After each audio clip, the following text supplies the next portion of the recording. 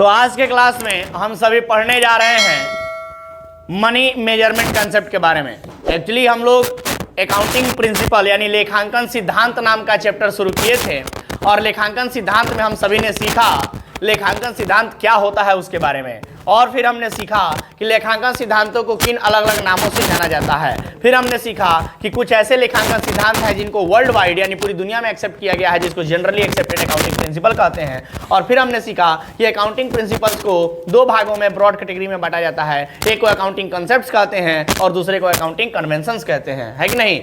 तो कंसेप्ट में 9 और कन्वेंशन में 4, टोटल मिला के 13 अकाउंटिंग प्रिंसिपल पढ़ने हैं, जिसमें से पिछले क्लास में हम लोगों ने 2 अकाउंटिंग प्रिंसिपल पढ़ लिया था। पहले वाले का नाम था, बोलो ना, बिजनेस एंटिटी कॉन्सेप्ट, और दूसरे वाले का नाम था गोइंग कंसर्न कॉन्सेप्ट। क्लियर है दोनों?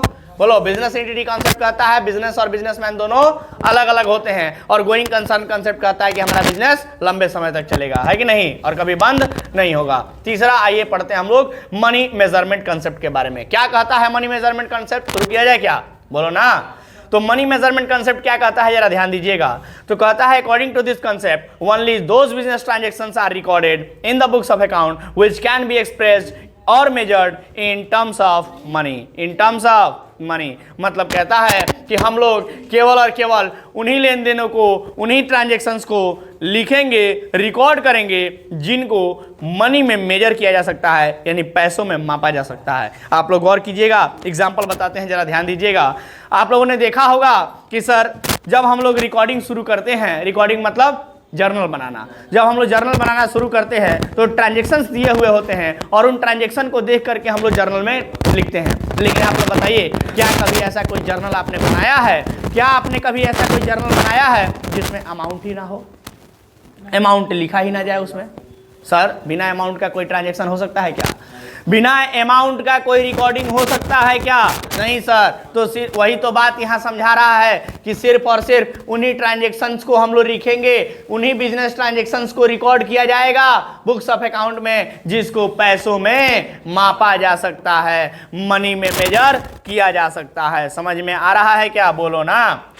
तो केवल और केवल हम लोग उन्हीं ट्रांजैक्शंस को रिकॉर्ड करेंगे जिनको पैसों में मापा जा सकता है। मीन्स टू से दैट, इसका मतलब ये हुआ, if any event or transaction does not affect the business in monetary terms then it will not be recorded in the books. मतलब ये कहने का अर्थ हुआ कि अगर कोई भी लेन देन, कोई भी घटना व्यवसाय को मॉनेटरी टर्म में यानी पैसों में मेजर नहीं कर सकता है या प्रभावित नहीं कर सकता है, तो फिर उन ट्रांजैक्शंस को, उन इवेंट्स को नहीं लिखा जाएगा। आया बात समझ में? मनी मेजरमेंट कंसेप्ट बहुत आसान सा कंसेप्ट है सर।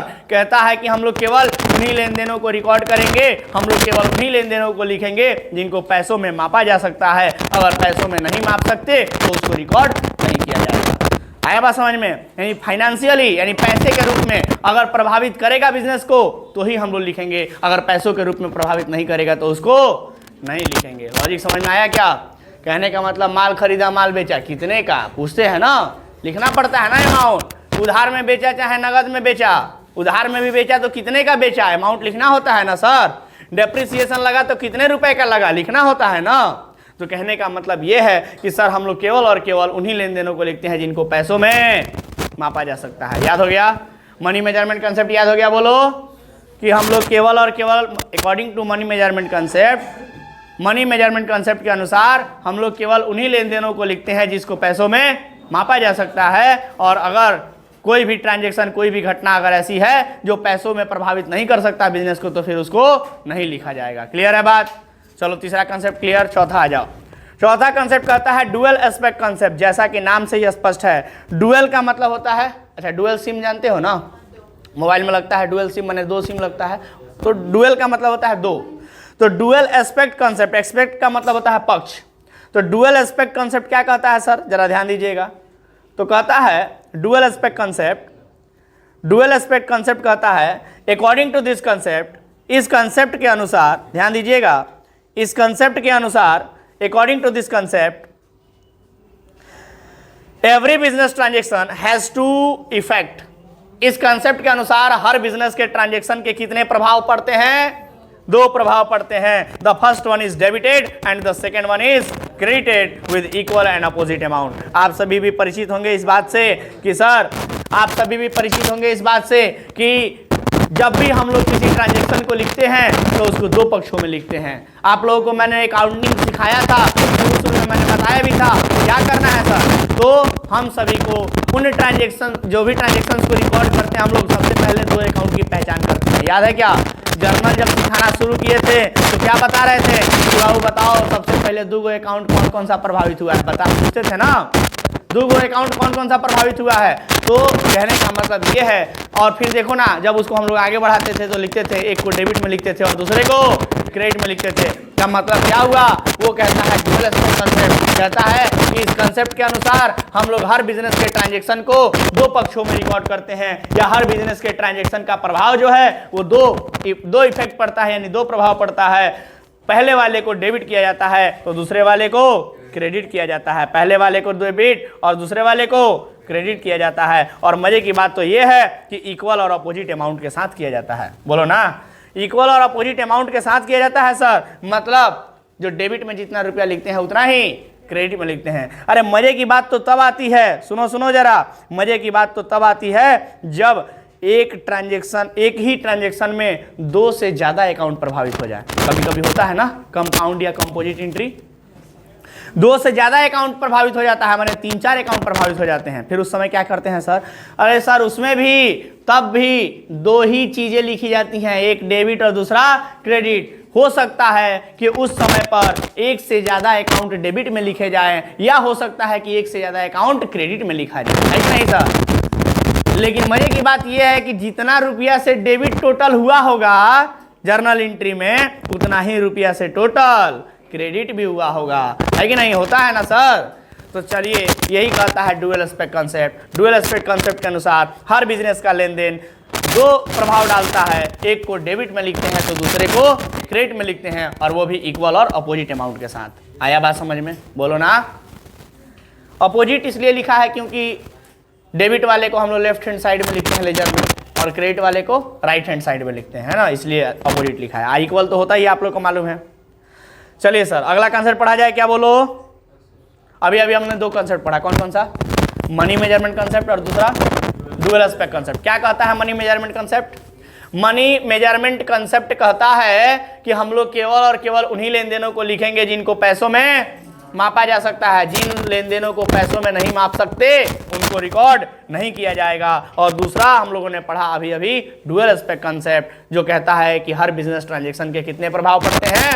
दो प्रभाव पड़ते हैं, एक को डेबिट किया जाता है तो दूसरे को क्रेडिट किया जाता है, और वो भी इक्वल और अपोजिट अमाउंट के साथ। याद हो गया? अरे बोलो ना। चलो अगला बताओ, अगला क्या कहता है? Accounting period concept.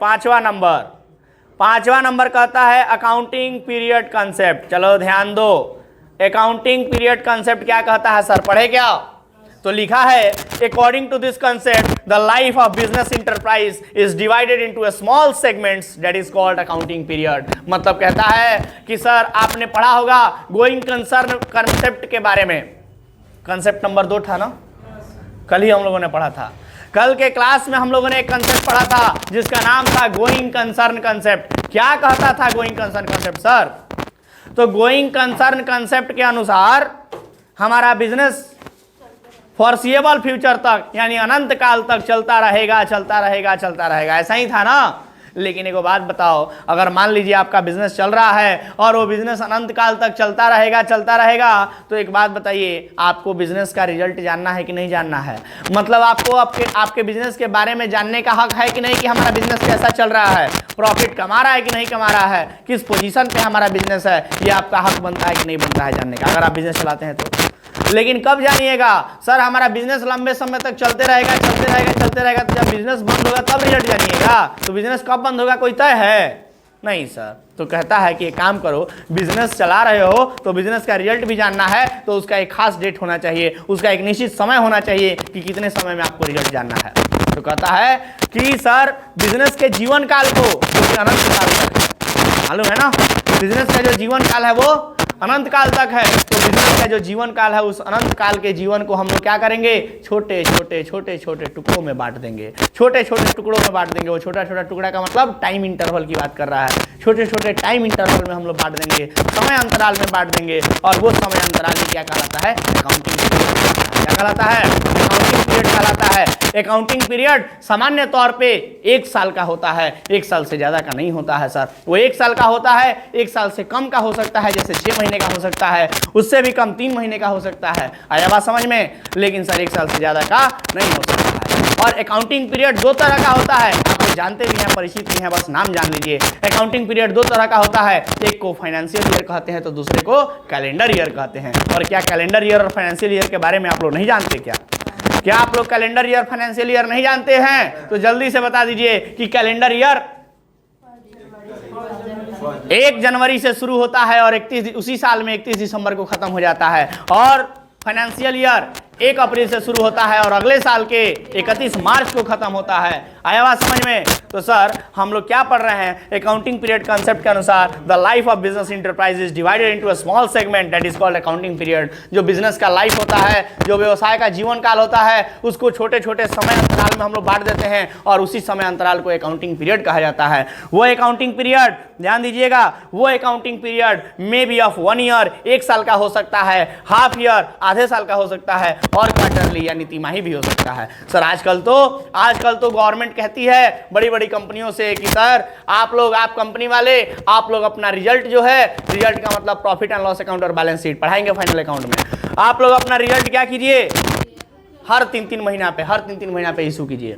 तो अब क्वार्टरली रिजल्ट इशू किया जा रहा है, समझ में आ रहा है क्या? तो इसीलिए हमने लिखा है कि अकाउंटिंग पीरियड जो है वो 1 साल का, 6 महीने का या क्वार्टरली 6 महीने का भी हो सकता है, लेकिन 1 साल से ज्यादा का नहीं हो सकता है। और फिर हमने बताया अभी जो चर्चा कर रहे थे आप लोगों से कि अकाउंटिंग पीरियड कितने समय का होता है सर? अकाउंटिंग पीरियड 2 तरह का होता है, एक को कैलेंडर ईयर बोलते हैं तो दूसरे को फाइनेंशियल ईयर बोलते हैं। कैलेंडर ईयर की शुरुआत 1 जनवरी से होती है और 31 दिसंबर को खत्म हो जाता है, और फाइनेंशियल ईयर की शुरुआत 1 अप्रैल को शुरू होता है और 31 अगले साल 31 मार्च को खत्म होता है। क्या इन सब चीजों से आप लोग परिचित नहीं है? तो क्या आप लोगों को अकाउंटिंग पीरियड कंसेप्ट समझ में आया क्या? कि अकाउंटिंग पीरियड कंसेप्ट क्या कहता है कि बिजनेस के जीवन काल को छोटे छोटे समय अंतराल में बांट देना है और उसी समय अंतराल को अकाउंटिंग पीरियड कहा जाता है। अकाउंटिंग पीरियड 2 तरह के होते हैं, कैलेंडर ईयर और फाइनेंशियल ईयर। कैलेंडर ईयर की शुरुआत 1 जनवरी से शुरू होती है, 31 दिसंबर को खत्म होता है, और फाइनेंशियल ईयर की शुरुआत 1 अप्रैल से शुरू होता है और 31 मार्च को खत्म होता है कि नहीं? सर ये अकाउंटिंग पीरियड 1 साल का हो सकता है, 6 महीने का हो सकता है, 3 महीने का भी हो सकता है, माने ईयरली हो सकता है, हाफ ईयरली हो सकता है और क्वार्टरली भी हो सकता है। आया क्या बात समझ में? लेकिन 1 साल से ज्यादा का नहीं हो सकता है। ये था आपका अकाउंटिंग पीरियड कंसेप्ट। कोई डाउट किसी को? अकाउंटिंग पीरियड कंसेप्ट में देख रहे हैं, बड़े आसान से, मैंने कहा था कि लाइन बाय लाइन सब याद रहेगा। तो अभी तक हम लोगों ने कितने कंसेप्ट पढ़े बोलो? अभी तक हम लोगों ने कितने कंसेप्ट पढ़ लिए बोलो? 5 कंसेप्ट पढ़ लिए सर। पहला बिजनेस एंटिटी कॉन्सेप्ट, जो कहता है व्यवसाय और व्यवसाय के मालिक दोनों अलग अलग होते हैं।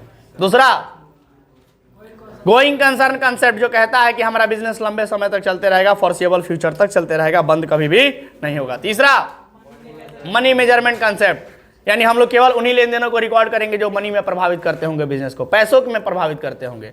चौथा डुअल एस्पेक्ट कंसेप्ट, बिजनेस के हर लेन देन को 2 पक्षों में रिकॉर्ड किया जाएगा, एक को डेबिट से दूसरे को क्रेडिट से, इक्वल एंड अपोजिट अमाउंट। पांचवा अकाउंटिंग पीरियड कंसेप्ट, जो कहता है बिजनेस के लाइफ को छोटे छोटे समय अंतराल में, टाइम इंटरवल में हम लोग बांट देंगे और उसी को अकाउंटिंग पीरियड कहा जाता है। वो 2 तरह का होता है, फाइनेंशियल ईयर और कैलेंडर ईयर। फाइनेंशियल ईयर 1 अप्रैल से शुरू होता है, 31 दिसंबर को खत्म होता है, और कैलेंडर ईयर, हाँ फाइनेंशियल ईयर 1 अप्रैल को शुरू होता है और अगले साल के 31 मार्च को खत्म होता है, और कैलेंडर ईयर 1 जनवरी को शुरू होता है और 31 मार्च को खत्म होता है।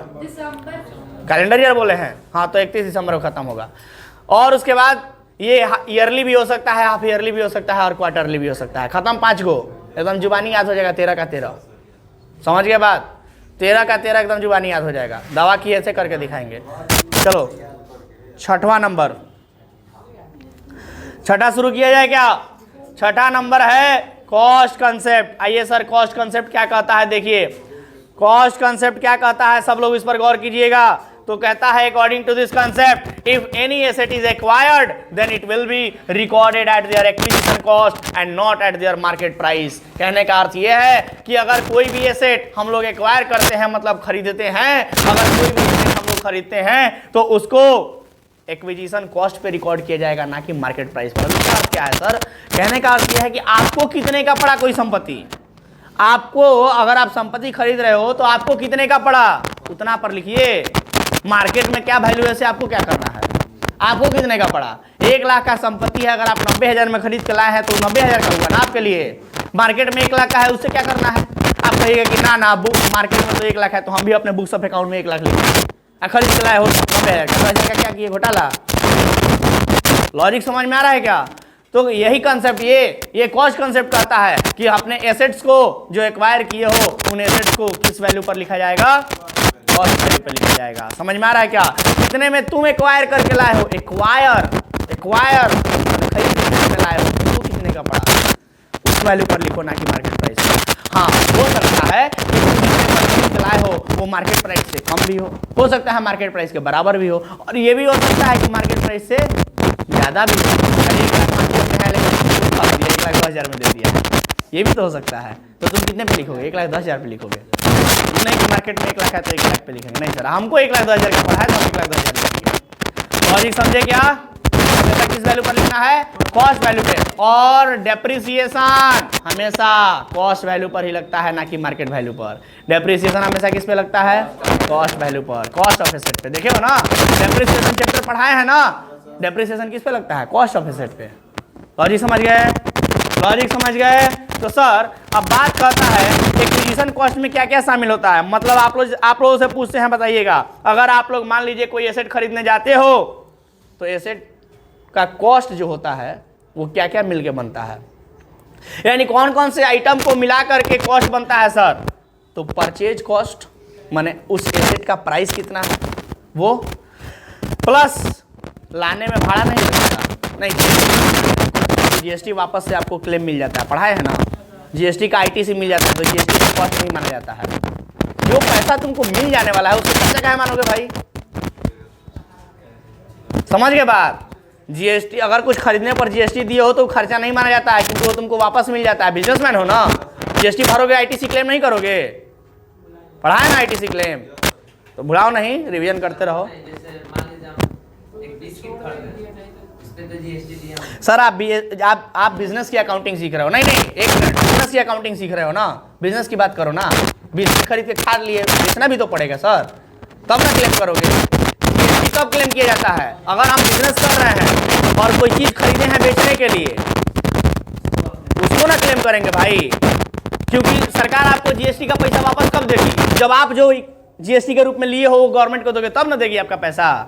हाँ तुम बिस्किट लेके खा लिए, बेचे हिले नहीं, और जब बेचे नहीं तो जीएसटी तुम कलेक्ट नहीं किया, जब जीएसटी कलेक्ट नहीं किए तो सरकार को क्या दोगे। जब सरकार को नहीं दोगे जीएसटी कलेक्शन तो तुमको जीएसटी का इनपुट कैसे मिलेगा जो तुम भरे हो, समझा करो बात। जीएसटी अरे बेचेंगे तब ना जीएसटी लेंगे, जीएसटी के रूप में पैसा। ये सब पढ़ाए हुए हैं जीएसटी में अच्छे से। आपको जीएसटी का क्लेम तभी मिलेगा जब आप जीएसटी जो कलेक्ट किए हो बेच करके सामान वो सरकार को दोगे, तब आपको मिलेगा। बताए थे ना, दोगे तो छोड़ देंगे नहीं तो जोड़ देंगे। याद है कॉन्सेप्ट, इतने अच्छे से जीएसटी पढ़ाए थे यार एकदम। चलो रिवीजन यानी नहीं हो रहा है घर पे। खैर अपने टॉपिक पे रहते हैं। टॉपिक कहता है एक्विजिशन कॉस्ट में क्या क्या आएगा। तो हमने कहा परचेज प्राइस कितने का है। अब एसेट के बारे में आप लोगों को सिखाए हैं, revenue and capital nature expenditure सिखाए हैं क्या। रिवेन्यू और कैपिटल नेचर का एक्सपेंडिचर सिखाए हैं। जब हम लोग मशीन खरीदते हैं और कैरेज देना पड़ता है तो उस कैरेज को भी उसी मशीन में जोड़ देते हैं, क्योंकि वो कैपिटल एक्सपेंस माना जाता है, पढ़ाए हैं ना। तो वही तो बात यहाँ की जा रही है सर, कि जो परचेज प्राइस है वो तो लिखा ही जाएगा। परचेज प्राइस के साथ साथ अगर एसेट को कैरेज देकर के यानी भाड़ा देकर मंगाया है तो बढ़ो तो खर्चे है और एसेट में ही जोड़ा जाएगा, एसेट के कॉस्ट में ही जोड़ा जाएगा। लॉजिक समझ रहे हो, एसेट के कॉस्ट में ही जोड़ा जाएगा। याद करो डेप्रिसिएशन चैप्टर याद करो। जब हम लोग डेप्रिसिएशन लगा रहे थे तो सर एसेट कितने रुपए का है, उसको इंस्टॉल करवाने में 10,000 लग गया, तो इंस्टॉलेशन अब तब कॉस्ट के रूप में लिख रहे थे, फिर उस वैल्यू पर डेप्रिसिएशन निकल रहा था। यही था ना, डेप्रिसिएशन कौन से वैल्यू पर निकल रहा था, cost plus carriage plus installation charge सब जोड़ के तब उस पर डेप्रिसिएशन निकल। वही तो हम बताना चाहते हैं कि कॉस्ट में क्या क्या शामिल होगा, क्या क्या इंक्लूड होगा। तो purchase cost plus carriage plus अगर रास्ते में टोल टैक्स वगैरह लगा है तो वो जोड़ देंगे, टोल टैक्स को जोड़ देंगे। और बोलो इंस्टॉलेशन या इरेक्शन एक्सपेंस को जोड़ देंगे, इंस्टॉलेशन को इरेक्शन भी कहा जाता है। और एनी अदर एक्सपेंसेज या इनके अलावा जो हमने एक्सपेंसेज का नाम लिख दिया है, इन एक्सपेंसेज के अलावा अगर और भी तरह तरह के एक्सपेंसेज हो रहे हैं, जो कि कब हो रहे हैं सर? एसेट को यूज में लाने के पहले। जब तक एसेट यूज में नहीं आया है, जब तक एसेट स्टार्ट नहीं हो गया है चलना, उसके पहले जितने खर्चे हो रहे हैं सब पार्ट ऑफ एसेट है। सारे के सारे खर्चे पार्ट ऑफ एसेट हैं, सबको जोड़ा जाएगा एसेट में, एसेट के कॉस्ट में। आया समझ में? तो ये सब जोड़ देंगे तब जाके हमारा बनेगा कॉस्ट ऑफ एसेट या acquisition cost of asset. Logic समझ में आया क्या? लॉजिक समझ में आ गया? चलिए सर, और अभी डेप्रिसिएशन के बारे में बता रहे थे हम कि depreciation is always charge on, बोलो ना, एक्विजिशन कॉस्ट। हमेशा डेप्रिसिएशन किस पे चार्ज होता है? हमेशा डेप्रिसिएशन किस पे चार्ज होता है? हमेशा ही डेप्रिसिएशन कॉस्ट ऑफ एसेट पे चार्ज होता है या एक्विजिशन कॉस्ट पे चार्ज होता है। बोलो कोई दिक्कत? तो क्या ये कॉस्ट कंसेप्ट समझ में आया? कॉस्ट कंसेप्ट क्या कहता है बोलो? कि हमेशा ही एसेट को उसके एक्विजिशन कॉस्ट पे लिखा जाएगा, ना कि मार्केट प्राइस पे। मार्केट प्राइस से एक्विजिशन कॉस्ट हो सकता है कम हो, बराबर हो या ज़्यादा भी हो सकता है। एक्विजिशन कॉस्ट में परचेज प्राइस के साथ साथ कैरेज, टोल टैक्स वगैरह, इंस्टॉलेशन चार्ज या ऐसा कोई भी चार्ज जो एसेट को यूज में लाने से पहले हुआ है, वो सारे खर्चे कॉस्ट ऑफ एसेट में लिखा जाएगा। समझिए बात? और उसी अमाउंट पर डेप्रिसिएशन निकाला जाता है। इतनी बातें बोल दोगे? काफी बहुत है। आगे बढ़े क्या? तो कितने हो गए सर कंसेप्ट बोलो? 6 हो गए। 7वां नंबर आ जाओ। 7वां नंबर कहता है मैचिंग कंसेप्ट। क्या कहता है? Matching concept. अब ये मैचिंग कंसेप्ट क्या होता है सर? बोले क्या? बोलो ना, रेडी? तो 7वें नंबर कंसेप्ट पे हम लोग आ गए। 7वां नंबर कंसेप्ट कहता है मैचिंग कंसेप्ट। क्या होता है मैचिंग कंसेप्ट? तो लिखेंगे अकॉर्डिंग टू दिस कंसेप्ट, इस कंसेप्ट के अनुसार expenses of the business, expenses of the business is matched with revenues. Expenses of the business is matched with revenues of the business and this result into profit or loss every year. मतलब कहता है कि हम लोग क्या करेंगे इस concept के अनुसार? तो इस कंसेप्ट के अनुसार व्यवसाय के जो एक्सपेंसेज हैं, यानी व्यवसाय के जो खर्चे हैं, उसको मैच किया जाएगा। किसके साथ मैच किया जाएगा? रिवेन्यू यानी इनकम के साथ। यानी खर्चों को इनकम के साथ मैच किया जाएगा, खर्चों को आय के साथ मैच किया जाएगा, है कि नहीं? और जब हम लोग खर्चों को आय के साथ हर साल मैच करेंगे तो उसका रिजल्ट निकल के आएगा, या तो प्रॉफिट या तो लॉस। सिंपल सी बात है सर। अगर हमारा आय ज्यादा होगा और खर्चा कम होगा तो रिजल्ट निकलेगा प्रॉफिट। दोनों को मैच करेंगे, मैच करने से पता चलेगा, हो सकता है कि हमारा इनकम ज्यादा हो और खर्चा कम हो। तो अगर इनकम ज्यादा है खर्चा कम है तो रिजल्ट क्या आएगा? प्रॉफिट। और अगर खर्चा ज्यादा है और इनकम कम है तो क्या रिजल्ट आएगा? लॉस। समझ गए बात? तो वही कहता है कि इस कंसेप्ट के अनुसार, इस मैचिंग कंसेप्ट के अनुसार एक्सपेंसेज को और इनकम को यानी रेवेन्यू को मैच किया जाता है और जिसका रिजल्ट निकल के आता है या तो प्रॉफिट या तो लॉस एवरी ईयर, यानी हर साल। कोई दिक्कत किसी को? सिंपल सा कंसेप्ट था, सिंपल सा कंसेप्ट था मैचिंग कंसेप्ट। बोलो।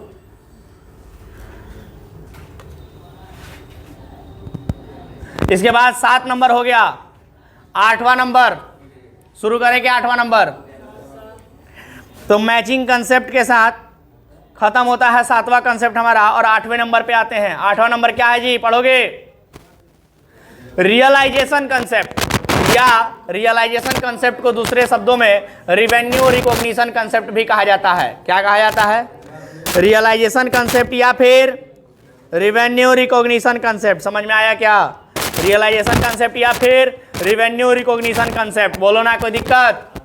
क्या कहता है सर ये रियलाइजेशन कंसेप्ट या रिवेन्यू रिकॉग्निशन कंसेप्ट क्या कहता है? पढ़ें। चलो तो लिखा है, आवाज नहीं करना है, शब्दों को ध्यान से सुनना है। अकॉर्डिंग टू दिस कंसेप्ट यानी इस कंसेप्ट के अनुसार revenue should be recognised, revenue को रिकॉग्नाइज किया जाएगा यानी पहचाना जाएगा, यानी इनकम को पहचाना जाएगा। व्हेन, कब पहचाना जाएगा? व्हेन इट इज रियलाइज्ड, जब वो रियलाइज हो जाएंगे, जब वो उपार्जित हो जाएंगे। Irrespective of cash received or not, फर्क नहीं पड़ता है कि हमारे पास कैश आया कि नहीं आया, फर्क ही नहीं पड़ता है। सिंपल सी बात है सर। ये कहना चाहता है कि कैश आया कि नहीं आया उससे फर्क नहीं पड़ता है। कैश आया कि नहीं आया उससे फर्क नहीं पड़ता है। हमने कमाया है क्या? अगर कमाया है तो इनकम के रूप में लिखो। सिंपल सी बात। जैसे याद करो ना, कैश सेल्स और क्रेडिट सेल्स जानते हो ना? नगद में बेचा और उधार में बेचा, जानते हो? क्या केवल नगद में बेचते हो तभी रिकॉर्ड करते हो, उधार वाले को नहीं करते हो। उधार में बेचते हो तो रिकॉर्ड नहीं करते हो। अगर मान लो किसी को उधार में बेचा, जैसे मोहन को उधार में बेचा माल, जर्नल एंट्री क्या होगा? Mohan account debit to sales account, लिखे ना आपने। उधार में बेचा है फिर भी सेल्स अकाउंट को आपने क्या किया? क्रेडिट किया। क्रेडिट किया ना सर। सेल्स क्रेडिट का मतलब सेल्स तो इनकम है ना सर। पैसा आया है क्या? आपने तो उधार में बेचा है मोहन को, पैसा आया क्या? नहीं ना, फिर भी लिखे। वही बात तो ये कह रहा है, रेवेन्यू रिकॉग्निशन। क्यों लिखा आपने? क्योंकि आप मानते हैं कि भले उधार में बेचे हैं तो क्या हमने कमा लिया, मानते हैं ना। पैसा अभी नहीं आया, मिल जाएगा। अरे भाई बेचे हैं ना, बेचे हैं तो पैसा आएगा। लॉजिक समझ गए? तो बस यही ये कंसेप्ट बहुत ही आसान है। कहता है कि जब भी तुमको ऐसा लगता है कि रेवेन्यू हुआ है, इनकम हुआ है, तो भूल जाओ कि पैसा आया कि नहीं आया। अगर तुम मानते हो कि ये इनकम है तो उसको लिख लो। समझ में आया क्या? पैसे का इंतजार मत करो कि पैसा आया कि नहीं आया। समझ गए बात? तो ये कहलाता है रेवेन्यू रिकॉग्निशन कंसेप्ट या रियलाइजेशन कंसेप्ट। कहता है revenue should be recognised when it is realised. बस बड़ा सिंपल है, याद करने का तरीका भी अच्छा शब्द का इस्तेमाल किया गया है यहाँ पर। Revenue should be realised, revenue should be recognised when it is realised. आसानी से याद कर सकते हो, irrespective of cash received or not. फर्क नहीं पड़ता है कि कैश आया कि नहीं आया, उसको रिकॉर्ड कर लिया जाएगा। चलो तो 8 कंसेप्ट खत्म हो गया। बोलो ना, 9वां कंसेप्ट पढ़ाए क्या? 9th number.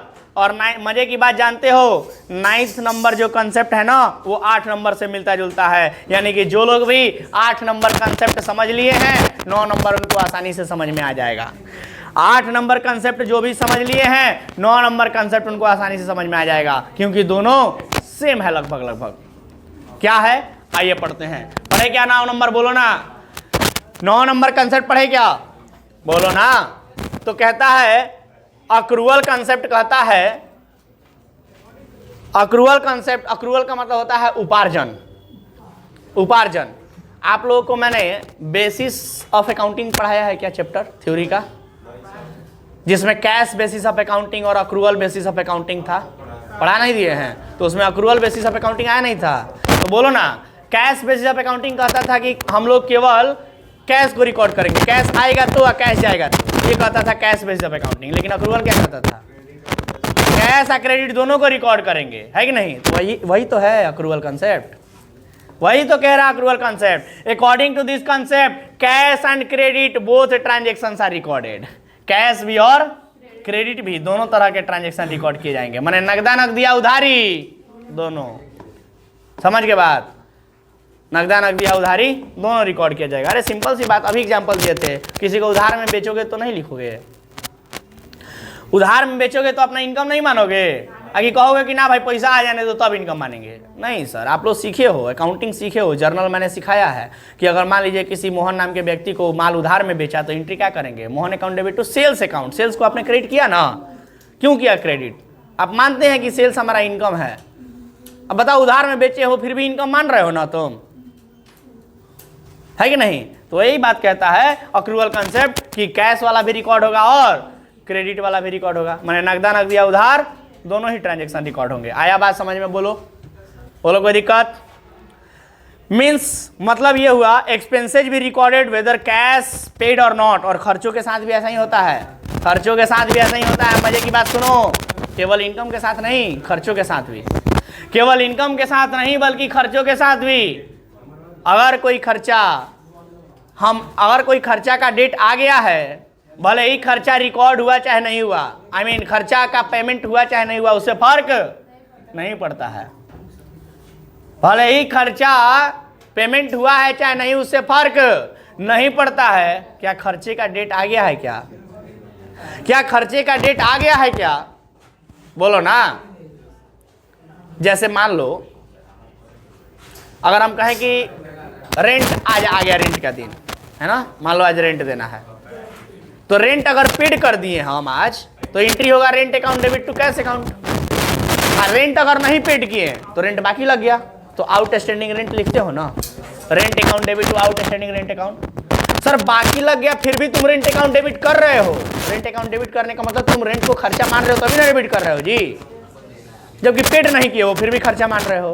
तो यही बात तो समझाना चाहता है अक्रूवल कंसेप्ट।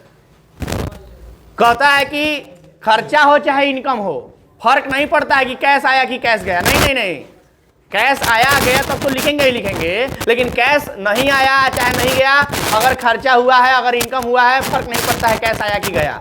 अगर खर्चा या इनकम हुआ है तो उसको लिखा जाएगा, खर्चा या इनकम हुआ है तो उसको लिखा जाएगा।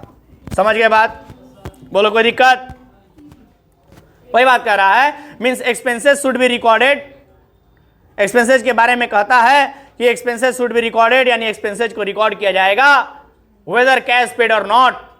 एंड केवल खर्चों को नहीं, अभी अभी इनकम के बारे में भी बोले थे, रेवेन्यू के बारे में भी बोले थे, revenue should be recorded when cash received or not, weather cash received or not. फर्क नहीं पड़ता है कि कैश आया है कि नहीं आया है, एक्सपेंस भी रिकॉर्ड होगा, रेवेन्यू भी रिकॉर्ड होगा, फर्क नहीं पड़ता है कि कैश आया कि नहीं आया, कैश गया कि नहीं गया। कैश आया और गया तब तो लिखेंगे ही लिखेंगे, लेकिन बाकी लग गया, उधार बाकी लग गया तो भी लिखा जाएगा।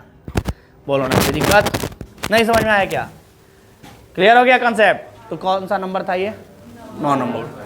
आप लोगों को मालूम था, मैंने बताया था अकाउंटिंग प्रिंसिपल्स को दो ब्रॉड कैटेगरी में बांटा गया। एक अकाउंटिंग कंसेप्ट कहा गया और दूसरे को अकाउंटिंग कन्वेंशंस कहा गया। बोलो, अकाउंटिंग कंसेप्ट में 9 कंसेप्ट थे और 9 के 9 हम लोगों ने खत्म कर दिया। दूसरा क्या था? Accounting convention. कन्वेंशन में कितने पढ़ने हैं? 4। शुरू किया जाए चारों। बड़ा ही आसान है, 2-2 मिनट में खत्म हो जाएगा, छोटा छोटा है और आसान भी है। अभी 9 हम लोगों ने पढ़ा, 1 मिनट के लिए चलो, तब तक कुछ बच्चे लिख रहे हैं, तब तक एक काम करते हैं, 1 मिनट में सारा का सारा रिवाइज करा देते हैं ऊपर से नीचे तक। चलो बोलोगे? पहला बिजनेस एंटिटी कॉन्सेप्ट, बोलो। चलो यहां से रिवीजन कर लो, यहां से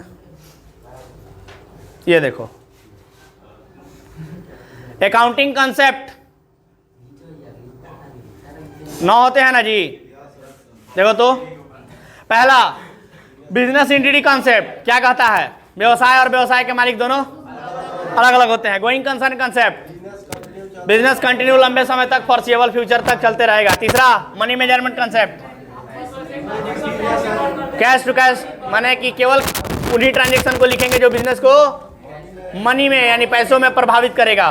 तीसरा, चौथा डुअल एस्पेक्ट कॉन्सेप्ट, हर ट्रांजेक्शन को 2 पक्षों में रिकॉर्ड किया जाएगा, एक को डेबिट से तो दूसरे को क्रेडिट से। अकाउंटिंग पीरियड कॉन्सेप्ट, बोलो अकाउंटिंग पीरियड कॉन्सेप्ट। बिजनेस के लाइफ को छोटे छोटे टाइम सेगमेंट में बांट दिया गया है और उसी को अकाउंटिंग पीरियड कहा जाता है। वो 1 साल का हो सकता है, 6 महीने का हो सकता है, 3 महीने का हो सकता है कि नहीं? अगला कॉस्ट कॉन्सेप्ट, हर एसेट को जब भी खरीदते हैं तो उसके कॉस्ट पे रिकॉर्ड करते हैं, यानी लागत मूल्य पे रिकॉर्ड करते हैं, ना कि मार्केट प्राइस पे। और वो लागत मूल्य मार्केट प्राइस से कम, ज्यादा या बराबर भी हो सकता है।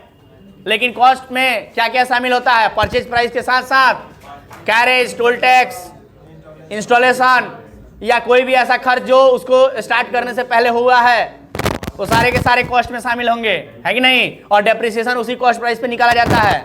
अगला बोलो मैचिंग कंसेप्ट, खर्चों को इनकम के साथ मैच किया जाता है, जिसका रिजल्ट या तो प्रॉफिट या तो लॉस निकल के आता है। रियलाइजेशन या रिवेन्यू रिकॉग्निशन कंसेप्ट, जो कहता है कि हम लोग रिवेन्यू को तब रिकॉर्ड करेंगे जब वो रियलाइज हो जाएगा, फर्क नहीं पड़ता है कि पैसा आया कि नहीं आया। लास्ट अक्रूअल कंसेप्ट कहता है कि कैश और क्रेडिट दोनों तरह के ट्रांजैक्शन को रिकॉर्ड किए जाएंगे। आया बात समझ में? चाहे वो इनकम हो चाहे एक्सपेंस हो, नगद और उधार दोनों रिकॉर्ड होगा, फर्क नहीं पड़ता है पैसा आया कि नहीं आया, या फर्क नहीं पड़ता है पैसा गया कि नहीं गया। अगर खर्चा हुआ है तो लिखेंगे, इनकम हुआ है तो लिखेंगे, उधार हो चाहे नगद में हो। समझ गए बात? चलो तो ये 9 के 9 खत्म। अक्रूअल कंसेप्ट, उपार्जन माने नगद और उधार दोनों को अच्छा लिखना है। समझ में आ गया ना? Very good.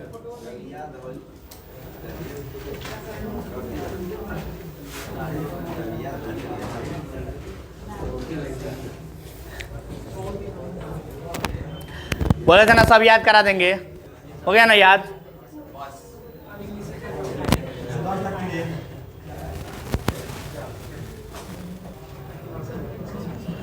दस नंबर कन्वेंशन है। कन्वेंशन का मतलब अवधारणा होता है। कहता है कि कन्वेंशन ऑफ कंसिस्टेंसी, अरे सिंपल सी बात है, इसको कंसेप्ट भी बोल सकते हैं, कोई दिक्कत नहीं है।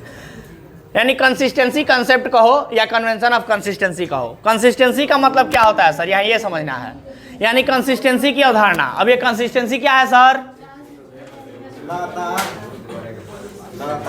कंसिस्टेंसी का अर्थ क्या होता है? कुछ पूछ रहे हैं आप लोगों से? कंसिस्टेंसी का अर्थ क्या होता है? कंसिस्टेंसी का अर्थ होता है कंटिन्यू, यानी लगातार। मतलब एक काम जो आप कर रहे हो उसको लगातार करते रहो। एक कंसेप्ट जो अपनाए हो उसी पर चलते रहो। अगर एक पॉलिसी अपने बिजनेस में कोई अपनाए हो तो उसी पॉलिसी पे चलते रहो। कोई एक मेथड अपनाए हो तो उसी मेथड पे चलते रहो। बार बार अदला बदली ना करो, पलटू राम ना बनो बार बार। कहता है अकॉर्डिंग टू दिस कंसेप्ट, देखो ना क्या लिखा है, according to this concept any business policy, concept, methods और procedure should be followed year after year. मतलब कहता है कि अगर अपने बिजनेस में आप कोई पॉलिसी हो, कोई कंसेप्ट हो, कोई मेथड हो या कोई प्रोसीजर हो, उसको फॉलो करते रहिए, उसको फॉलो करते रहिए, ईयर आफ्टर ईयर फॉलो करते रहिए, साल दर साल, साल दर साल उसको फॉलो करते रहिए। आया क्या बात समझ में? बोलो ना जी। बार बार पॉलिसी चेंज नहीं करना है, मेथड चेंज नहीं करना है, प्रोसीजर चेंज नहीं करना है, पॉलिसी चेंज नहीं करना है। समझ में आया क्या? अरे बोलो ना। मतलब कहता है अगर आप स्ट्रेट लाइन मेथड फॉलो करते हो तो उसी को करते रहो, WDB में ना जाओ। समझ गए? इस तरीके से। उसके बाद कहता है कन्वेंशन ऑफ कंजर्वेटिज्म। चलो ये मजेदार है, ये समझो, मजा आएगा। कन्वेंशन ऑफ कंजर्वेटिज्म क्या कहता है? Conservatism concept. तो आप लोग कंजड़ आदमी जानते हैं? कंजड़ आदमी, कंजूस।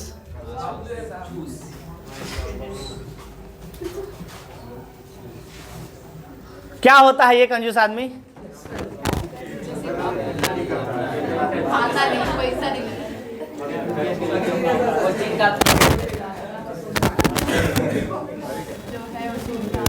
तो कहता है कि चलो अब हो गया। कंजर्वेटिज्म कंसेप्ट कहता है अकॉर्डिंग टू दिस कंसेप्ट, इस कंसेप्ट के अनुसार any foreseeable expenses or losses should be recognised and recorded. यानी कि कोई भी अगर फ्यूचर में होने वाला खर्चा होगा या लॉस होगा उसको रिकॉग्नाइज किया जाएगा और रिकॉर्ड किया जाएगा। एंड फोर्सिएबल इनकम और गेन्स शुड बी इग्नोर्ड। और फ्यूचर में होने वाला इनकम या फ्यूचर में होने वाला गेन्स उसको क्या किया जाएगा? इग्नोर किया जाएगा। मतलब जानते हो ये बताना चाहता है कि फ्यूचर में होने वाले सभी के सभी खर्चों को रिकॉर्ड किया जाएगा, लेकिन फ्यूचर में होने वाले इनकम को रिकॉर्ड नहीं किया जाएगा। अरे मतलब समझो क्या होता है कि जब कभी भी ऐसा हमें एहसास होता है बिजनेस में कि भाई ये एक्सपेंस हो सकता है या ये लॉस हो सकता है, ये एक्सपेंस या ये लॉस हो सकता है, तो उसको क्या किया जाएगा? रिकॉर्ड किया जाएगा। उसको क्या किया जाएगा? रिकॉर्ड किया जाएगा और इनकम को रिकॉर्ड नहीं किया जाएगा। आया क्या बात समझ में? बोलो ना।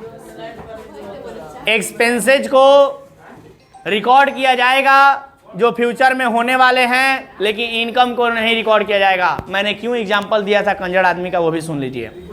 जैसे अगर आप में से किसी से पूछें, चलो बताओ, तुम ही बताओ, खड़े हो जाओ, बताओ क्या करने आए हो यहाँ पे? पढ़ने आया है। क्यों पढ़ने आए हो? पढ़ने आए हो यहाँ पर, क्यों पढ़ने आए हो बताओ? बोर्ड पास करने के लिए। ओके सर, तो क्या हो जाएगा? बोर्ड पास हो जाओगे तो पास हो जाओगे, उसके बाद क्या होगा? हाँ,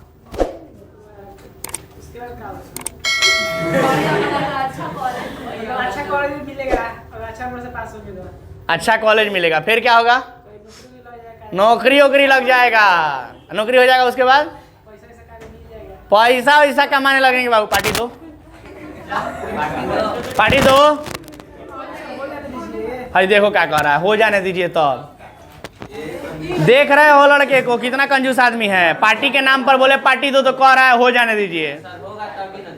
अरे सुनो तो पहले, कंसेप्ट समझो। तुम लोग भावना में बजा रहे हो, हम यहाँ कंसेप्ट समझा रहे हैं, तुम लोग भावनाओं को समझो, शब्दों पर आ जाओ। हम क्या बताना चाहते हैं उसको समझो। इसको हम बोले कि पार्टी दो तो कह रहा है सर इनकम होने दीजिए तब ना पार्टी देंगे। इनकम को इग्नोर कर रहा है, लेकिन लड़के को देख रहे हो सवेरे सवेरे ठंडा में उठ के चला आया है पढ़ने, तुमको खड़ा कराया है, सवेरे सवेरे उठ के चला आया है पढ़ने कि कहीं फेल ना हो जाए, कहीं नंबर कम ना आ जाए। देख रहे कह रहा बढ़िया नंबर आएगा तो बढ़िया कॉलेज मिलेगा, कहीं फेल ना हो जाए, कहीं नंबर कम ना आ जाए, इस वजह से सवेरे सवेरे ठंडा में नींद खराब करके आया है इतना दूर से पढ़ने। कष्ट समझ रहे हो? एक तो दिक्कत सह के आया, ऊपर से हमको पैसों दिया है। एक तो दिक्कत सह के आया, ऊपर से पैसों दिया है। काहेला? कि कोई नुकसान ना हो जाए, कहीं कोई नुकसान ना हो जाए, कोई लॉस ना हो जाए, उसके लिए यहीं से काम कर रहा है। देखो एक बार में समझ गया। मतलब जो हमारा आगे जो लॉस होना है उस पर ध्यान देते। यस, होने वाले लॉसेज पर विशेष ध्यान।